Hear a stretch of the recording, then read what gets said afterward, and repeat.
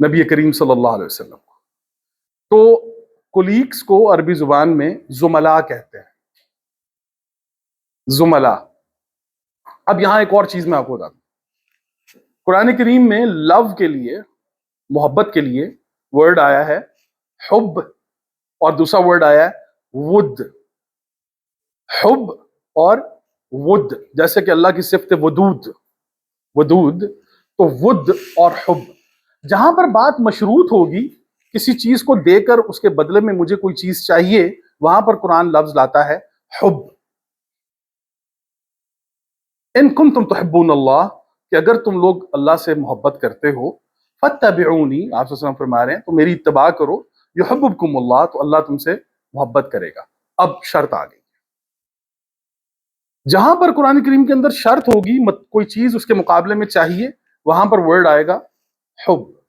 لیکن جہاں پر بغیر مشروط، بغیر کسی شرط کے، بغیر کسی چیز کے جو چیز آپ کو ملے گی وہ ہوگا ود.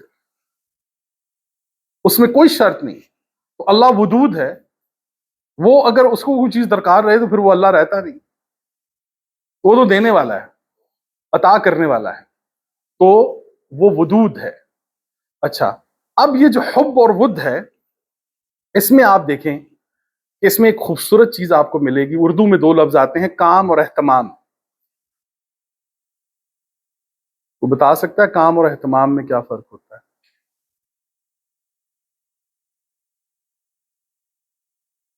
جی.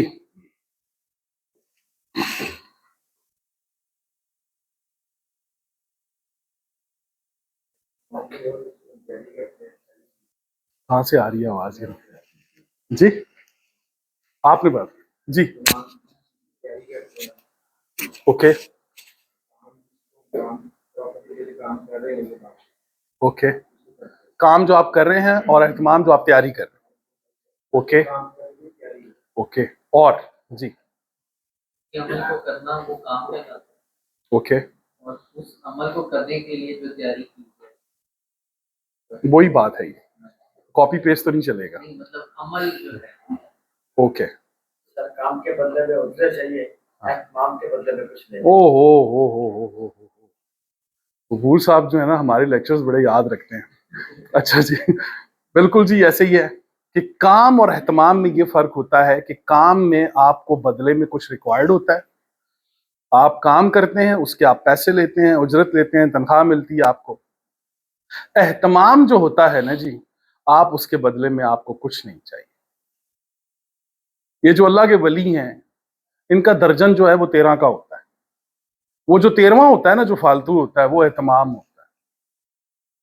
وہ جو آپ کی ڈیوٹی 12 گھنٹے کی ہے نا، وہ جو 14 گھنٹے یہاں بیٹھا ہوا تھا نا، وہ جو 2 گھنٹے اوپر گیا ہے نا، آپ لوگ تو خیر وہ بھی پے شروع ہو گئی ہے اس کی، لیکن وہ اہتمام کے زمرے میں آتا ہے. آپ اہتمام کر رہے ہیں، آپ کی ڈیوٹی ایک لگ گئی ہے. یہ چیز شفیع صاحب آپ نے 30 منٹ لگانے، تو میری کوشش ہوگی کہ اللہ کرے کہ میں 40 منٹ آپ سے بات کروں، میں اہتمام کروں. اللہ پوری کائنات کے اندر اللہ کی ذات جو ہے وہ اہتمام کر رہی ہے، کیونکہ اگر وہ کام کرتا تو وہ تھک جاتا، وہ اس کے بدلے میں کچھ مانگتا آپ سے. لیکن اللہ جو ہے وہ اس پوری کائنات کے اندر اہتمام کر رہا ہے، اور وہ اس نے اہتمام کی ساری صلاحیت، ساری قوت ہمارے والدین کے اندر ڈال دی. ماں باپ ساری زندگی اہتمام کرتے ہیں. عید والے دن بھی باپ جو ہے وہ کہتے ہیں کہ میں چلا جاتا ہوں ڈیوٹی پہ، خیر ہے، عید بچیاں دی ہے، میری تو گزر گئی ہے. والدہ جو ہیں وہ عید والے دن آپ دیکھ لیں، عید کے دن ان کو بھی چھٹی نہیں ہے. سنڈے کو آپ کی چھٹی ہوتی ہے، لیکن والدہ والدین کی نہیں ہوتی. تو یہ اہتمام ہے، یہ اہتمام ہے. تو ہم نے کرنا یہ ہے جی کہ ہم نے وہی طریقہ کہ حب اور ود، کہ ہم جس کام کو کر رہے ہیں، اگر وہ کام کر رہے ہیں تو ٹھیک ہے، وہ تو ساری دنیا کرتی ہے، اس کے بدلے میں اجرت لے لیتی ہے. لیکن اگر آپ اسے اہتمام کا درجہ دے دیں تو آپ کا درجہ بلند ہو جائے گا. قرآن کریم نے کیا کہا؟ الذین یؤمنون بالغیب ویقیمون الصلاۃ ومما رزقناہم ینفقون. الذین یؤمنون، جو غیب پر ایمان لاتے ہیں، الذین یؤمنون بالغیب ویقیمون الصلاۃ، صلاۃ قائم کرتے ہیں، اور کیا کرتے ہیں؟ الذین یؤمنون بالغیب ویقیمون الصلاۃ ومما رزقناہم ینفقون. اور جو ہم ان کو دیتے ہیں اس میں کیا کرتے ہیں؟ ہاں، تو قرآن کریم جو مومن پیدا کرتا ہے وہ دین والا ہوندا ہے، وہ منگن والا نہیں ہوندا۔ تے ساڈا کام صبح تو شام تک جڑا ہے نا، معذرت دینا، ہم نے اگر مومن بننا ہے، اگر مسلم بننا ہے، جو قرآن کا درجہ ہے، اور وہ یہ ہے کہ مومن جو ہے وہ دینے والا ہے، سرو کرنے والا ہے، وہ ڈیلیور کرنے والا ہے۔ تو آپ جب ڈیلیور کر رہے ہیں تو آپ اس کا اہتمام کر رہے ہیں، اور اگر ٹھیک ہے کام بھی ڈیلیوری کے اندر ہی آتا ہے لیکن اس کے اندر اہتمام نہیں ہوتا، اس میں آپ کو اس کے بدلے کچھ چاہیے ہوتا ہے۔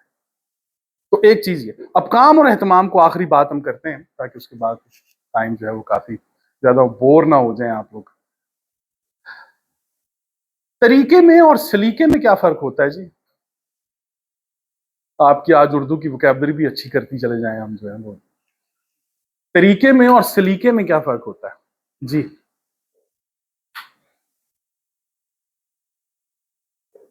بتائیے۔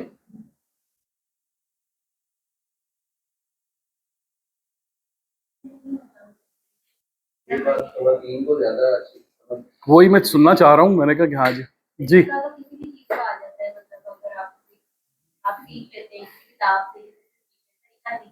اوکے، نہیں وہ تو لیکن بتائیں سلیقہ کیا ہے؟ طریقہ ہے کسی کام کو کرنے کا طریقہ، اوکے، اور سلیقہ اس کے اندر خوبصورتی پیدا کرتا ہے کہ کس وقت کس جگہ کیسے کرنا چاہیے۔ گڈ، اچھا جی، صبح دوپہر شام یوٹیوب آن کریں، موسٹ فیوریٹ ٹاپک رفع دین ہوگی کہ نہیں، نماز تو بعد درود پڑھنا ہے یا نہیں، ٹوپی تے بغیر نماز ہوندی ہے کہ نہیں، ٹخنے دے اتنے شلوار کیڑی جگہ تے ہوئے، اور یہ سارے موضوعات ہیں، بہت خاص ہیں، بہت اہم ہیں، پتہ ہونے چاہیے، لیکن یہ سب طریقے ہیں۔ آج ہم آپ کے سامنے ایک چھوٹا سا سلیقہ رکھیں گے نماز کا، تاکہ آپ کو نماز کی لذت حاصل ہو۔ طریقے پہ بات نہیں کریں گے، طریقے پر ساری دنیا بات کر رہی ہے، ہم نماز کے سلیقے پہ بات کریں گے۔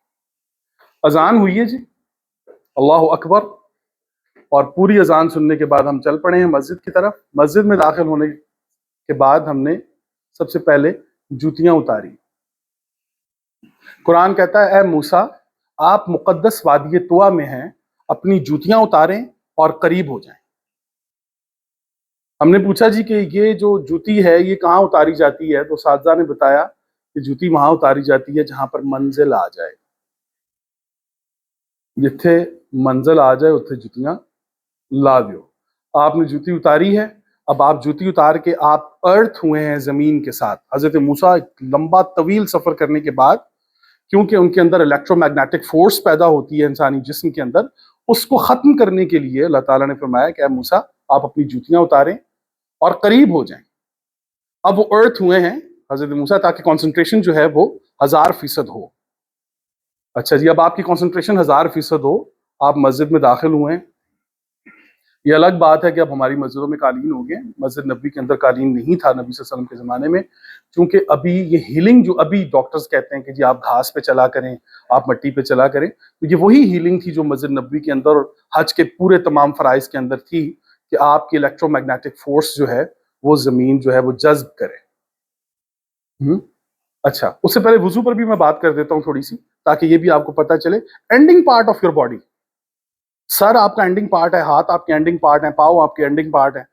اللہ رسول کریم صلی اللہ علیہ وسلم جو آپ کو طریقہ بتایا وضو کرنے کا، تو وہ بیسیکلی آپ کے اینڈنگ پارٹ وہ ہیں کہ جہاں سے الیکٹرو میگنیٹک فورس زائل ہوتی ہے،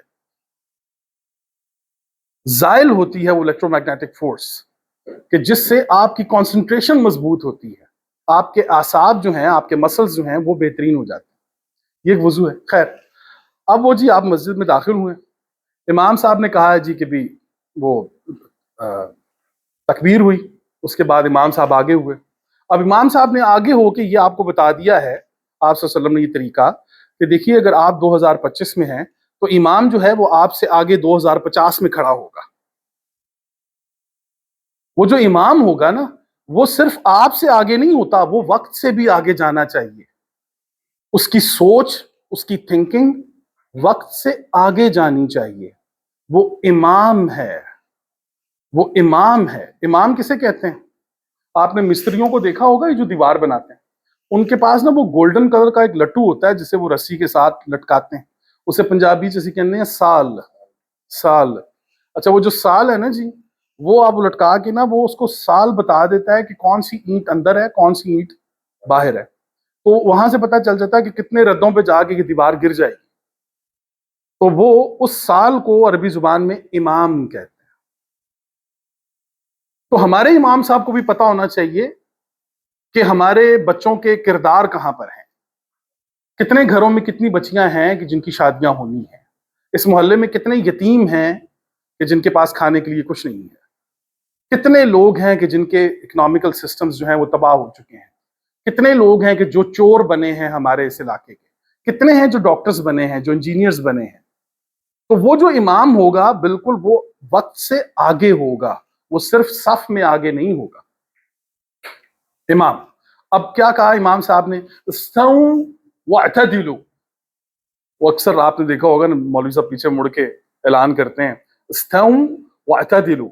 اچھا جی، لیول کر لیں، اعتدال قائم کر لیں. اعتدال کیسے قائم ہوگا جی؟ وہ پاؤں سے پاؤں ملائیں جی، وہ ملا رہے ہیں جی پاؤں کے ساتھ پاؤں. پاؤں کے ساتھ پاؤں ملانا کیا محض پاؤں کے ساتھ پاؤں ملانا ہے، یا ایک قدم اور آگے ہے کہ حضرت ابو بکر صدیق رضی اللہ عنہ، حضرت عمر بن خطاب رضی اللہ تعالیٰ عنہ انہی کی صف میں کھڑے ہوئے ہیں، عمار بن یاسر انہی کی صف میں کھڑے ہوئے ہیں، حضرت بلال انہی کی صف میں کھڑے ہوئے ہیں. تو پتہ چلا کہ جب ان کے پاؤں کے ساتھ پاؤں ملے ہیں تو وہ سب ہم قدم ہوئے ہیں. وہاں پر وہ ایک دوسرے کے ہم سفر ہوئے ہیں. وہ جسٹ یہ نہیں تھا کہ پاؤں کی چھوٹی انگلی کے ساتھ ملی ہوئی ہو. وہ جسٹ یہ نہیں تھا، بلکہ یہ ایک علامت ہے. اب طریقے پر تو آپ جائیں، اس کے اوپر آپ اختلاف کرتے جائیں، وہ یوٹیوب بھرا پڑا ہے، وہ آپ دیکھتے جائیں، آپ کی مرضی. لیکن سلیقے کے اندر جب آپ جائیں گے تو آپ صلی اللہ علیہ وسلم کا کوئی ایسا عمل نہیں ہے کہ جو ریزلٹ اورینٹڈ نہیں ہے. اب آپ نے کونی کے ساتھ کونی ملائی ہے تو پھر کندھے کے ساتھ آپ نے کندھا ملا لیا. اب کندھے کے ساتھ کندھا ملانا کیا ہوتا ہے جی؟ جب کوئی بندہ فوت ہو جاتا ہے تو آپ نے دیکھا ہوگا کہ 4 لوگ اس کا جنازہ اٹھاتے ہیں، بوجھ بانٹ لیتے ہیں. بوجھ بانٹ لیتے ہیں. تو اگر یہ 4 لوگ زندہ لوگ ایک زندہ بندے کا بوجھ بانٹ لیں تو انہیں تو مرنا ہی نہیں.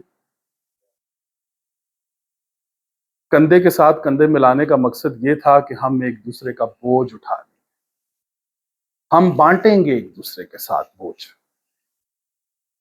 اب اس کے بعد آپ نے ہاتھ اٹھایا، اللہ اکبر. اب طریقے ہیں، کہاں تک جانا ہے جی آپ نے؟ یہ ہاتھ کہاں تک ہونا چاہیے؟ کہاں تک؟ اوپر تک، کندھے تک، کہاں، کان تک، کہاں تک؟ تو یہ طریقے پر تو اختلاف ہے. سلیقہ یہ ہے کہ جب آپ نے ہاتھ اٹھانا ہے اللہ اکبر تو آپ نے ہر حرام کام سے ہاتھ اٹھا لینا ہے. آپ نے ہر اس چیز سے ہاتھ اٹھا لینا ہے جو کسی آپ کے پڑوسی، رشتہ دار، بہن بھائیوں کو تکلیف دے رہی ہے. آپ نے ہر اس چیز سے ہاتھ نکال لینا ہے جس سے آپ کو لگتا ہے کہ یہ کسی کو نقصان دے گی. اور نقصان میں آپ کو بتاؤں، جسمانی نقصان شاید اتنا نقصان نہیں دیتا جتنا آپ کلامی نقصان کسی کو دے جاتے ہیں. آپ کے منہ سے نکلے ہوئے چند الفاظ دوسرے انسان کے لیے کسی تلوار سے کم نہیں ہوتے. آپ نے کہا اللہ اکبر تو پھر آپ اللہ اکبر، اللہ اللہ سب اللہ ہی بڑا ہے تو اس کی بڑائی کو ثابت کریں اپنے کردار کے ساتھ. کہ آپ بتائیں کہ میں نے وہ تمام تر حرام کاموں سے ہاتھ اٹھا لیا جی؟ نہیں. اب میرا اللہ اکبر اس لیے ہے کہ میں نے اس کے کہنے پر سلنڈر کیا ہے. اللہ اکبر. اب ہاتھ آپ کی مرضی ہے، کانوں تک لے جائیں، آسمانوں تک لے جائیں. اگر اس کے اندر سلیقہ نہیں ہے تو پھر آپ جو مرضی کرتے چلے. اس کے بعد آپ نے ہاتھ باندھنے ہیں جی الحمدللہ رب العالمین الرحمن الرحیم مالک یوم الدین ایاک نعبد و ایاک نستعین اهدنا الصراط المستقیم صراط الذین انعمت علیہم غیر المغضوب علیہم ولا الضالین آمین. اس کے بعد ایک سورت پڑھتے ہیں آپ. ہاتھ کہاں باندھنے ہیں جی؟ آگے نے اسی سینے پہ باندھ لو جی، ناف پہ باندھیں جی، ناف سے نیچے باندھیں جی، ادھر باندھیں جی، ایسے. ٹھیک ہے، یہ طریقہ ہے اور ضروری ہے، ایسا اس کا انکار نہیں ہے. لیکن آپ ہاتھ وہاں پر باندھیں جہاں رسول کریم صلی اللہ علیہ وسلم نے پتھر باندھے ہیں. وہ بھوک کی کنڈیشن کہ جس میں پتھر جب رسول کریم صلی اللہ علیہ وسلم نے اپنے پیٹ مبارک کے ساتھ باندھے ہیں، باندھ کر یہ بتایا ہے کہ میرے پیٹ کی بھوک جو ہے وہ میں برداشت کر لوں گا کسی دوسرے کے منہ میں نوالا ڈالنے کے لیے. آپ نے ہاتھ وہاں پر باندھنے ہیں جہاں پر آپ کو بھوک کم لگے. آپ اپنے پیٹ کے نوالے کسی دوسرے کے منہ میں ڈالنے کے قابل ہو جائیں، آپ ہاتھ وہاں باندھ. اس کے بعد اللہ اکبر، آپ رکوع میں چلے گئے. قرآن نے کہا وَأَقِیمُوا الصَّلَاةَ وَآتُوا الزَّکَاةَ وَارْکَعُوا مَعَ الرَّاکِعِینَ، نماز قائم کرو، زکوٰۃ ادا کرو، رکوع کرنے والوں کے ساتھ رکوع کرو. لیکن پہلے نماز کا ذکر ہو گیا، نماز میں رکوع نہیں ہوتا. نماز میں رکوع نہیں ہوتا تو پھر الگ سے رکوع کا ذکر کیوں آیا یہاں پہ؟ وَأَقِیمُوا الصَّلَاةَ وَآتُوا الزَّکَاةَ وَارْکَعُوا مَعَ الرَّاکِعِینَ. رکوع کرتا کیا ہے جی؟ آپ بینڈ ہونا سیکھتے ہیں، جھکنا، بینڈ ہونا سیکھتے ہیں، ادب کے ساتھ، احترام کے ساتھ بینڈ ہونا سیکھتے ہیں. حضرت علی رضی اللہ تعالیٰ عنہ ایک دفعہ نماز پڑھ رہے تھے تو آپ رکوع میں گئے تو ایک مانگنے والا آ گیا. تو حضرت علی رضی اللہ تعالیٰ عنہ نے اپنی انگوٹھی اتار کے رکوع کی حالت میں اسے دے دی ہے. اب یہاں پر ایک بہت ہی کمال پریکٹس ہمارے سامنے آئی ہے کہ پوری دنیا میں ہوتا یہ ہے کہ دینے والا سیدھا کھڑا رہتا ہے، لینے والا جھک جاتا ہے. لیکن یہاں پر بالکل اپوزٹ، بالکل الٹا. دینے والا جو ہے اس نے منہ چھپا لیا ہے رکوع کی حالت میں، لینے والے کی تعظیم برقرار رہ گئی، وہ سیدھا کھڑا ہوا ہے. یہ ہیں جی رکوع کرنے والے. سمع اللہ لمن حمد ربنا لک الحمد حمدا کثیرا طیبا مبارکا. اور پھر اس کے بعد آپ سجدے میں جاتے ہیں. پورے قرآن کریم کے اندر جہاں پر سجدے کا مادہ آئے گا، سین جیم دال، سجدہ، سجدہ، وہاں پر ایوولوشن آئے گی، ارتقاء، وہاں پر چینجنگز آئیں گی، وہاں پر گھٹنا بڑھنا آئے گا. کیسے؟ اس کی مثال میں دیتا ہوں. الرحمن علم القرآن خلق الانسان علمہ البیان الشمس والقمر بحسبان والنجم والشجر یسجدان. نجم والشجر یسجدان. اب یہ جو عام کہا جاتا ہے کہ ستارے اور درخت جو ہیں وہ سجدہ کرتے ہیں اللہ تعالیٰ کو، تو بات یہ ہے کہ ہر چیز جو پھوٹتی ہے اسے عربی زبان میں نجم کہتے ہیں. اب وہ جو پودے یا جو کوئی جڑی بوٹیاں زمین سے پھوٹتی ہیں ان کو نجوم کہا جاتا ہے. وہ جو ستارے آسمان پر پھوٹتے ہیں انہیں نجوم کہا جاتا ہے، وہ پھوٹتے ہیں. تو قرآن کریم irrelevant گفتگو نہیں کرتا، وہ بتاتا ہے کہ دیکھیں وَالنَّجْمُ وَالشَّجَرُ يَسْجُدَانِ. آپ دیکھیں کہ بیج سے لے کر ایک درخت بننے کا یہ جو پورا پروسیجر ہے، یہ سجدہ آپ کو نظر آ رہا ہے؟ یہ ارتقاء، یہ ایوولوشن آپ کو دکھائی دے رہی ہے کہ کیسے وہ ننھا سا بیج جو ہے اس پر 7 قسم کی گیسز زمین سے اور 3 جو صلاحیتیں ہیں، ہوا، آکسیجن اور پانی جو ہے وہ خارج سے، اوپر سے، باہر سے اس کو ملا، 7 قسم کی گیسز نے. وہ ننھا سا بیج زمین کا سینہ چیر کر باہر نکل آیا. اب وہ بنتے بنتے پودا بنا، پودے سے اب وہ تھوڑا سا اور بڑا ہوا ہے، اب وہ درخت کی شکل اختیار کرتا چلا جا رہا ہے. یہ پوری چینجنگز آپ دیکھ رہے ہیں، یہ ارتقاء. وَالنَّجْمُ وَالشَّجَرُ يَسْجُدَانِ. قرآن نے ایک تمثیل دی ہے کہ دیکھو یہ چاند، یہ اچھا اس سے پہلے پھر کیا کہا؟ الرحمن علم القرآن خلق الانسان علمہ البیان الشمس والقمر بحسبان. کہ تم دیکھو کہ سورج اور چاند جو ہے یہ اس کا حساب ہے. تو آپ نے وہ دیکھا ہے کہ جب حضرت یوسف علیہ السلام نے سورہ یوسف میں فرمایا یا ابتی انی رأیت 11 کوکبا ورأیت والشمس والقمر رأیتهم لی ساجدین. میں نے دیکھا ہے کہ 11 سیارے جو ہیں، سیارے ناٹ سٹارز، وہاں پر کیا لفظ آیا ہے؟ والنجم کیا جی وہ کواکب.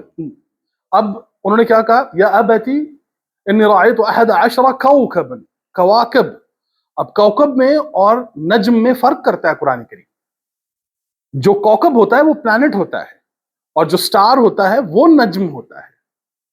تو وہاں پر نجوم میں صرف حضرت یوسف علیہ السلام ایک نجم تھے, سٹار تھے, باقی وہ سارے پلانٹس تھے ان کے بھائی. تو وہ کیا کہہ رہے ہیں کہ میں دیکھ رہا ہوں کہ 11 سیارے اور چاند سورج مجھے سجدہ کر رہے ہیں. اب آپ دیکھ رہے ہیں, آپ چاند سورج سجدہ کر رہے ہیں, تو آپ نے کبھی چاند کا سجدہ دیکھا ہے؟ پہلی تاریخ کا چاند بالکل باریک, بڑھتا بڑھتا بڑھتا بڑھتا 14 تاریخ تک گیا بالکل مکمل, گریجولی پروگریسولی وہ چلتا چلا جا رہا ہے. یہ پورا پروسیجر ہے. 14 تک جا کے اب وہ مکمل ہوا ہے اور اب وہ گھٹنا شروع ہو گیا. آپ نے بڑھنا ہے اور گھٹنا ہے, آپ نے کس مقام پر آگے بڑھنا ہے, کس مقام پر پیچھے ہٹنا ہے.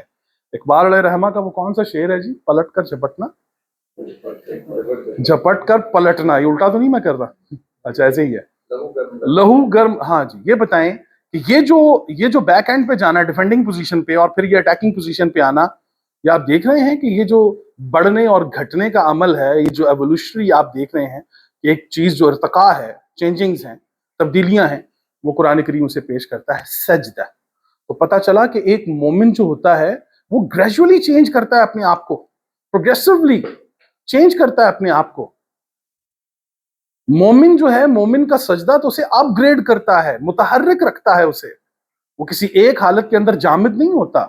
یہ کیسے ہو سکتا ہے کہ وہ امت, وہ قوم کہ جن کو نماز جیسی نعمت ملی ہے اور وہ سجدے کرتے ہیں اور اس کے باوجود وہ جامد ہیں, وہ رک گئے ہیں؟ ناممکن. اس کے بعد آپ بیٹھیں, التحیات للہ والصلوات والطیبات. ابھی سارا کچھ پڑھ کے آپ نے اینڈ میں کیا کہا؟ السلام علیکم ورحمۃ اللہ, السلام علیکم ورحمۃ اللہ. پتہ چلا جی وہ میرے جو رائٹ سائڈ پہ بیٹھے ہوئے میرے پڑوسی, 6 سال ہو گئے سلام ہی نہیں کیا میں نے کبھی ان کے ساتھ. وہ کسی گاڑی کے ایشو پہ لڑائی ہو گئی تھی جی. یہ لیفٹ سائڈ پہ میرا کزن بیٹھا ہوا ہے, ان کے ساتھ 3 سال ہو گئے ہیں جی, سلام دعا کوئی نہیں ہے. اور بڑی عجیب بات ہے, السلام علیکم ورحمۃ اللہ, السلام علیکم ورحمۃ اللہ. او بھائی, کس کے ساتھ آپ یہ کر رہے ہیں؟ آپ کی ذات سے کسی کو سلامتی حاصل ہو رہی ہے کہ نہیں؟ آپ اللہ سے یہ ایگریمنٹ کر رہے ہیں, اعتراف کر رہے ہیں کہ السلام علیکم ورحمۃ اللہ, میرے دائیں طرف جتنے بھی ہیں ان پر سلامتی. آپ نے وہ سلامتی پرووائڈ کرنی ہے, آپ نے بتانا ہے انہیں السلام علیکم ورحمۃ اللہ, السلام علیکم ورحمۃ اللہ. اور یہاں پر ہماری نماز کا طریقہ ختم ہو جاتا ہے, سلیقہ شروع ہو جاتا ہے.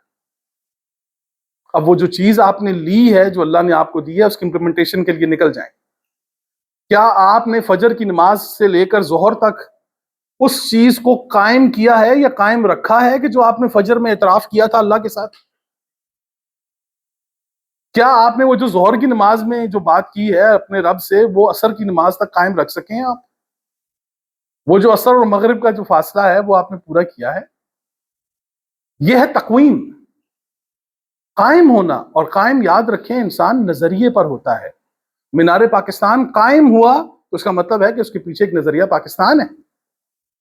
تو آپ اگر صلات کے اندر قائم ہیں تو آپ کے پاس کوئی نظریہ نہیں ہے. یہ ایک ایسا سسٹم آپ صلی اللہ علیہ وسلم نے دیا, اور اللہ نے ہمیں نبی کریم صلی اللہ علیہ وسلم کے ذریعے دیا, کہ جس کا مقصد یہ تھا کہ ہر بوجھ بانٹنے والا دوسرے کے ساتھ اپنا بوجھ بانٹ لے, دوسرے کا بوجھ اٹھا لے, وہ کسی کا بوجھ اٹھا لے. اور یاد رکھیے کہ صلات اس وقت تک قائم نہیں ہوگی, نماز اس وقت تک قائم نہیں ہوگی جب تک نمازی قائم نہیں ہوگی. آپ صلی اللہ علیہ وسلم نے نمازیوں کو قائم کیا ہے. نماز قائم ہو گئی ہے تو نمازی قائم ہو گئے ہیں تو سمجھ جائیں نماز قائم ہے. تو اللہ کریم آپ سب کو قرآن پڑھنے اور سمجھنے کی توفیق عطا فرمائے. آپ کے وقت کا بہت شکریہ جی. میرے خیال میں سمجھتا ہوں یہاں پہ ہمیں جو ہے جوائن کر دینا چاہیے. جزاکم اللہ. کوئی اگر کوئی اس حوالے سے کوئی سوال ہے یا کوئی بات ہے تو آپ کو کر سکتے ہیں. جی, میں یہ سمجھ رہا ہوں کہ بڑی اچھی گفتگو رہی ہے, اور خاص طور پہ گفتگو کے اندر یہ جو آپ نے سلیقے کی طرف توجہ دلائی ہے نا, یہ میں سمجھتا ہوں سب سے اہم چیز ہے. اور کہ سلیقہ جو ہے نا وہ اصل میں کسی عمل کا اصل ہے جی. تو میں یہ سمجھتا ہوں کہ بعض دفعہ کچھ ایسے لوگ بھی ہوتے ہیں جو یہ سمجھ رہے ہوتے ہیں اچھا جی یہ بات تو سنی ہے, لیکن اس بات کے تذکرے سے فائدہ یہ ہوتا ہے کہ کسی نہ کسی جگہ پہ وہ بات اثر کر رہی ہے. جی تو میں یہ سمجھتا ہوں کہ یہ تذکرہ، اس طرح کی محفل، اس طرح اکٹھے بیٹھنا، اس کا ہمیشہ فائدہ ہی ہوتا ہے. الحمد للہ. تو اللہ تعالیٰ آپ کو جزائے خیر دے. بہت اور شکریہ. باقی آپ لوگوں میں سے اگر کسی کا کوئی سوال ہے اس پوری گفتگو میں تو آپ لوگ بات کر سکتے ہیں.